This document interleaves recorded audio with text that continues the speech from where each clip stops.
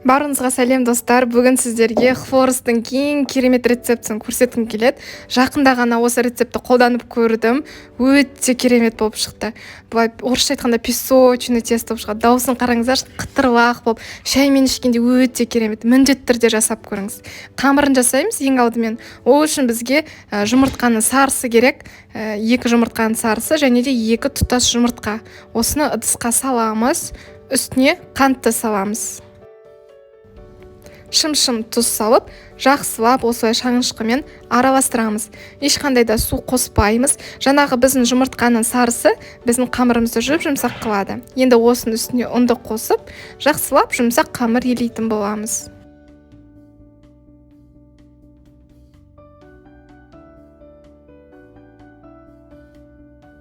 Біздің қамырымыз осындай болып шығады. Егер ұн жеткіліксіз болса, кішкене ғана салуға болады, бірақ көп салмаңыздар. Одан соң оны пищевой пленкаға орап, бөлме температурасына қойып қоямыз.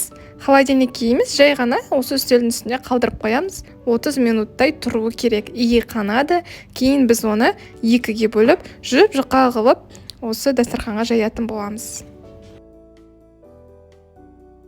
Қамырды 2-ге бөліп жайған соң, міндетті түрде астына жақсылап ұн себіңіздер, өйткені жабысып қалуы мүмкін. Осылай жолақтар жасаймыз. Әрбір жолақтың жаңағы ені 5 сантиметрдей болады, ұзындығы шамамен 30-40 сантиметр. Әртүрлі бола береді ұзындығы. Ең басты жұқа қылып жаю керек қамырды. Егер қалың болса, біздің хворосттарымыз қатты қытырламай қалуы мүмкін. Ал енді хворостты пісіреміз. Ол үшін бізге осындай таяқша қажет. Менде шпажка таяқшасы. Егер китайская палочка болса, суши жаңағы жеуге арналған китайская палочка өте жақсы жаңағы ыңғайлы болады соны қолдану. Менде ондай болмаған соң, осындай шпажканы алып, ол өте жұқа, осылай қамырды ораймын. Енді қатты қызып тұрған майға, кәдімгідей ыссы майға құйып, осылай видеода көрсетілгендей қолымызбен айналдыра отыра біз қамырды пісіреміз. Басында 1-2 дұрыс шықпауы мүмкін, кейін қолдарыңыз үйреніп кетеді. Ең бастысы осылай тез айналдырып, біз осындай розочка гүлін, яғни спираль тәріздер қылып шығаруымыз қажет. Хворостты майда максимум 1 минут ұстасаңыздар жеткілікті. 2 жағынан пісіреміз. Тіпті 30 секундта да пісіп қалады. Ақшыл болып тұрса да ол пісті деген сөз. Бірақ мен осы қоңырқай күйінде болғанын жақсы көрем. Сол себептен де кішкене көпте ұстаймын майда. Қараңыздар, мен видеода аударып жатырмын. Осылай төңкереміз. Енді тағы да пісіреміз. Шамамен 30 секундтай пісіреміз. Біздің хворост дайын. Міндетті түрде қағаз сүлгіге салып, майын сорғытып алыңыздар. Сіздерге түсінікті болу үшін тағы да көрсетемін. Видеодан қарап алыңыздар. Осы шпажкаға жаңа қамырды орап, айналдыра отырып пісіреміз.